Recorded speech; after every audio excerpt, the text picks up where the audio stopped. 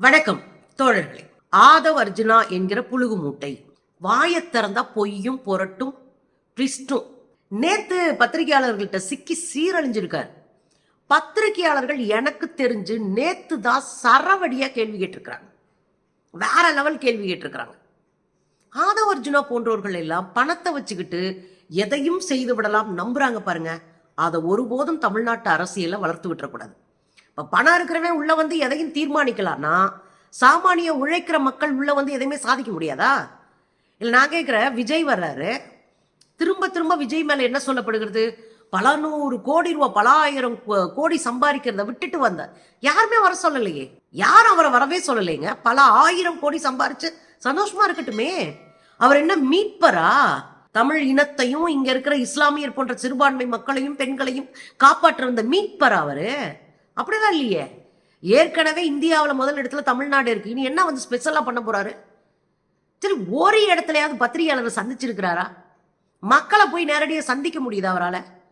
Road ஷோவில் தன்னுடைய தொண்டர்களை ஒழுங்குபடுத்த முடியுதா? இவர் எப்படி நாட்டை ஒழுங்குபடுத்துவாரு? இவர் எப்படி மாநிலத்தை ஒழுங்குபடுத்துவாரு? சட்ட அமைப்புகளை எப்படி ஒழுங்குபடுத்துவாரு? சமூகத்தை எப்படி ஒழுங்குபடுத்துவாரு? என்ன இது? திரும்ப திரும்ப ஆளாளுக்கு வந்து ஒரு பெரிய மெஸ்ஸியா வந்து விட்டார், நம்ம எல்லாம் காப்பாற்ற என்பது போல சீனை கிரியேட் பண்றீங்க. தேர்தல் பிரச்சார மேலாண்மை பொதுச் செயலாளர் தான் நம்ம ஆதவ் அர்ஜுனா. அவர் வந்தாலே சிக்கலும் சதறலுமா இருக்கும். பேச தெரியாம எதையாவது உளறி விட்டுட்டு போவாரு. தப்பும் தவறுமா எதையாவது சொல்லுவாரு.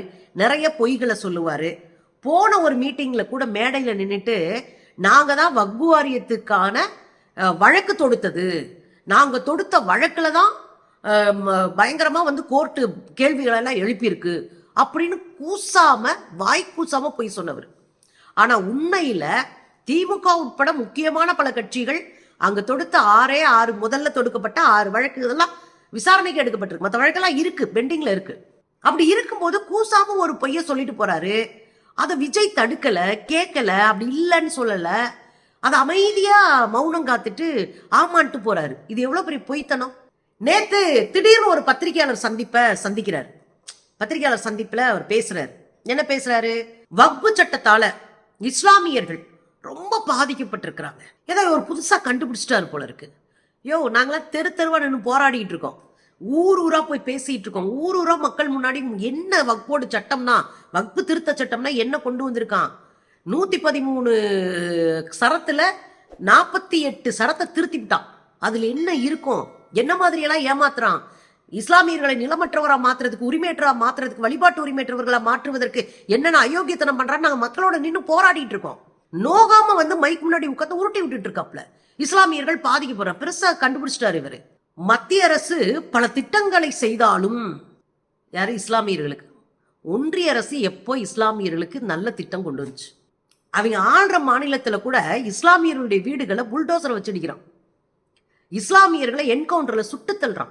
இடஒதுக்கீடு இல்லைன்னு அறிவிச்சுட்டு போனான் போன தேர்தல்ல. இதை தாண்டி இன்னொரு விஷயம் என்னன்னா, 370 குடும்பத்தை சதைக்கணுமா, முத்தலாக் சட்டம், ஹிஜாபு போட்டா பரிச்சை எழுத விட மாட்டேன், உன் கல்வியை சதைப்பேன், இங்க காஷ்மீரை காலி பண்ணுவேன், 2ஆ உடைச்சு யூனியனா மாத்தி அதிகாரமற்ற மாநிலங்களா மாத்தி விட்டுறது. கடைசியில இப்படி ஒன்னொன்னா என்சிஆர் கட் பண்ண சிஏஏ சட்டம் ஒன்னா கொண்டு வந்துட்டு கடைசியில எங்க வந்து நிக்கிறான்? வக்பு திருத்த சட்டத்துல கடைசியில வந்து நிக்கிறான். அதுதான் எல்லாத்தையும் மொத்தமா முடிச்சு வரதுக்கான கடைசி. என்ன ஒன்றிய அரசு இவங்களுக்கெல்லாம் செஞ்சும் இவங்க வளரலன்னு சொல்ல வராரம்மா. என்ன சொல்றாரு அடுத்து? இஸ்லாமியர்கள் ரொம்ப பின்தங்கி இருக்கிறாங்க, இந்திய சராசரியை விட கல்வியில் பின்தங்கியவர்களா இருக்கிறார்னு ராஜேந்தர் சர்தார் கமிஷன் சொன்னதான். ஏங்க 4 வரி நல்லா படிங்க. ராஜேந்தன் சச்சார் கமிட்டி. என்னது? சச்சார் கமிட்டி, சர்தார் கமிட்டி இல்ல. அவசரத்துக்கு காதுல போட்டுட்டு வந்து நின்னு பேசக்கூடாது. சர்தார் கமிட்டி இல்ல, சச்சார் கமிட்டி. அது இப்படி சொல்லல, சராசரியை விட கல்வியில் குறைந்திருக்கிறார்கள் அப்படி சொல்லல. தலித்துகளை விட, பழங்குடிகளை விட, ஏன்னா இவங்களாம் கல்வியிலும் பொருளாதாரத்திலும் சமூக சூழ்நிலையிலும் ரொம்ப பின்தங்கி இருக்கிறாங்க. நம்ம அவங்க ஒடுக்கியே வச்சிருக்கோம் மக்களை. அப்போ இந்த ஒடுக்கப்பட்ட சாமானிய மக்களை விட இன்னும் கல்வியிலும் பொருளாதாரத்திலும் கீழே இருக்கிறாங்கன்னு சொல்லுது. அது எவ்வளவு மோசமான குறியீடு தெரியுமா? நீங்க சொல்ற சராசரி குறியீடுலாம் கிடையாது. தலித்துகளையும் பழங்குடிகளையும் விட கீழே இருக்கிறாங்க பொருளாதாரத்திலையும் கல்வியிலையும். அது ரொம்ப மோசமான இடம். இந்த கமிஷன் பேரை கூட உனக்கு ஒழுங்கா சொல்ல தெரியல, வந்து அளந்து விட்டுட்டு போற. ஏன்னா கேட்கறவங்களுக்கு தெரியாதுலன்னு. அதுல தமிழ்நாடு அரசு எல்லாரையும் ஒருங்கிணைக்கணும். போய் நீங்க அரசு போய் கேரளா மாதிரி வழக்கு தொடுக்கணும், ரைட், அதெல்லாம் ஓகே. இதை அரசியல் பண்ணக்கூடாது. ஏன் உனக்கு கவலை? செஞ்சவன் அரசியல் பண்ணிட்டு போறோம், உனக்கு என்ன கவலை? ஏன்னா இதை அரசியல் பண்ணா இவங்க சிறுபான்மையினர் மீட்பர்கள் சொல்றதுல ஓட்ட விழுந்துரும்ல, அதுல ஓட்ட விழுந்துடாமையும் பாத்துக்கிறாங்களா, இதுல அரசியல் பண்ணக்கூடாதான். அதுல இன்னொரு புதுமையான விஷயத்த சொன்னார் நேத்து. பத்திரிக்கைக்காரங்க நல்லா கேட்டாங்க, செம்மையா கேட்டாங்க.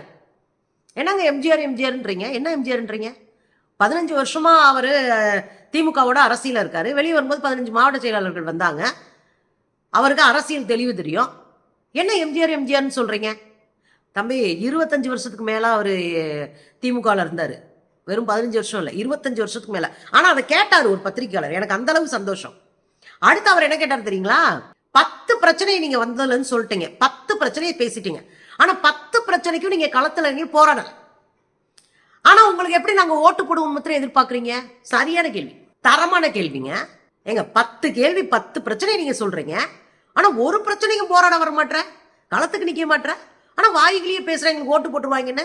எம்ஜிஆர்ன்ற எம்ஜிஆர் எல்லாம் 15 மாவட்ட செயலாளர்கள் கூட வந்தாருங்க. அது மட்டும் இல்ல, இவர் பெரியார் கூட இருந்த பல தலைவர்களும் அவர் கூட போனாங்க. அதாங்க மெயின்.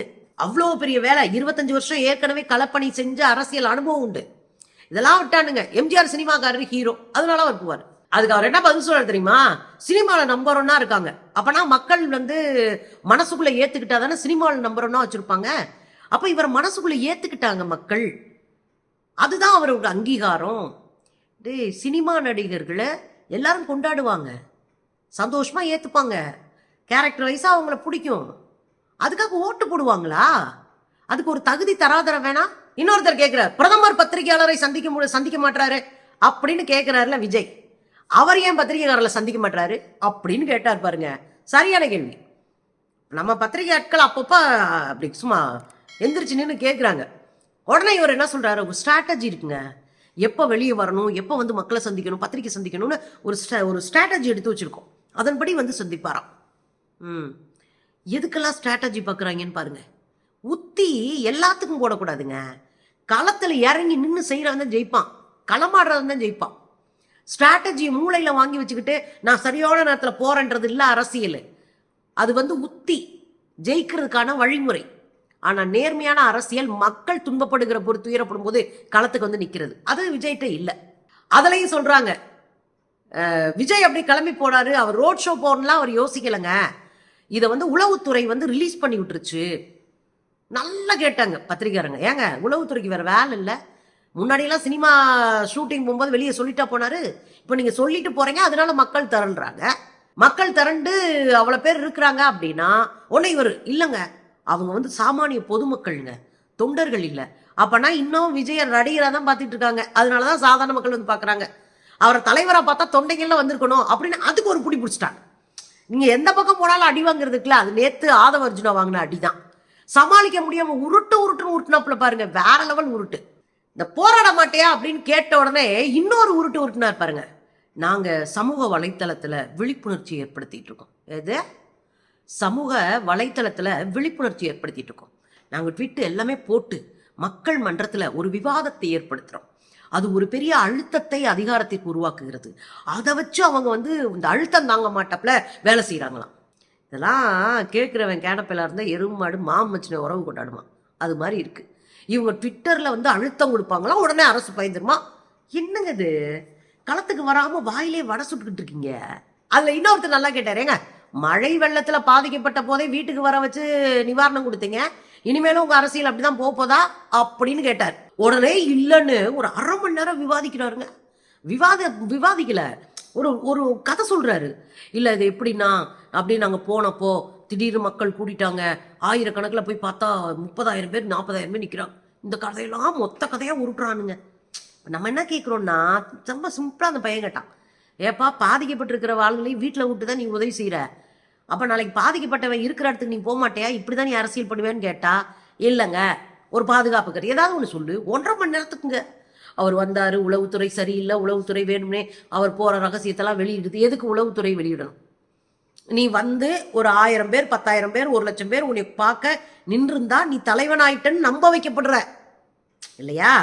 நீ தலைவனாயிட்ட, உன்னை பார்க்க மக்கள் குவிறாங்க, அது பூரா ஓட்டா மாறும்னு நீங்க ஒரு கற்பனையில இருக்கீங்க. அப்ப நீங்களா கிளப்பி விட்டத உடனே உளவுத்துறை மேல பழி போடுறீங்க, அதுக்கு ஒரு பீஸ் அனுப்புறீங்க பொய் சொல்ல. இது எப்படி மிஸ்டர் விஜய்? இதுங்களெல்லாம் வச்சு நீங்க கரையேற போறீங்களா என்ன? உடனே கொஸ்டினை எதிர்கொள்ள முடியாம, ஏப்பா நாங்கெல்லாம் இப்பதான் 2 வருஷம் ஆச்சு, அதுக்குள்ளே இம்புட்டு கேள்வி கேட்குறீங்களே, மந்திரிங்களை பார்த்து கேளுங்க, அவங்கள பார்க்குறப்ப நாங்கள் கேட்டுக்கிறோம், நீ பதில் சொல்லுன்ட்டாங்க. ஏங்க 5 வருஷத்துல 50 கட்சி மாறுறீங்க, இந்த டெக்னிக் கூடயா தெரியாம மாறி இருப்பீங்க? ஏன் மிஸ்டர் ராதவர்ஜுன் கேட்குற கேள்விக்கு ஷார்ப்பா டப்புன்னு அடிச்சு அரசியல பதில் சொல்ல முடியல? அடிச்சு விடுறீங்க. உடனே இப்போ சங்கிய மாதிரி கேள்வியா கேட்டோன்னே நீங்க எந்த சேனல், நீங்க எந்த சேனல் அப்படின்றார் புதிய தலைமுறை. உங்களுக்கு தெரியாதா பாஸ், நான் வேணா சிஎம் அப்பாயின்மெண்ட் வாங்கி தரேன். எதுக்கு உனக்கு அந்த வீண் வெட்டி வேலை? எதுக்கு அங்கே உட்காந்துட்டு உன்னையே நீ புகழ்ந்துட்டு இருக்கிற? இப்போ பொய், வெட்டி புகழ்ச்சி, பணத்திமிரு, இதுதான் உங்களுடைய அடையாளமா? பாவம் ஒரு மனுஷன் வந்து உங்களெல்லாம் நம்பி அரசியலை இறங்கி வீணா போய் வெட்டியா போய் பலிகடாவாகி உட்காந்துருக்காரு விஜய். அவருக்கு லட்சம் தடவை நம்ம சொல்லிட்டோம், இந்த பீஸுங்களெல்லாம் நம்பி கடல்ல இறங்குறதுக்கு சமானம். எதை நம்பி? மண் குதிரையை நம்பி. இந்த இது பூரா மண் குதிரைங்க. இதுங்களுக்கு எந்த அரசியல் தெளிவும் இருக்காது, எந்த அரசியல் புரிதலும் இருக்காது, நேர்மையா மக்களை சந்திக்கவும் தெரியாது. இதுங்க ஒரு ஸ்ட்ராட்டஜி கிரியேட் பண்ணி கொடுக்க போற மாதிரியும், அதை வச்சு விஜய் முதலமைச்சர் ஆகிற மாதிரியும் ஒரு பொய்யான பிம்பத்தை கட்டமைக்கிறார்கள். விஜயை இப்பயும் எச்சரிக்கிறேன், கவனமா இருங்க.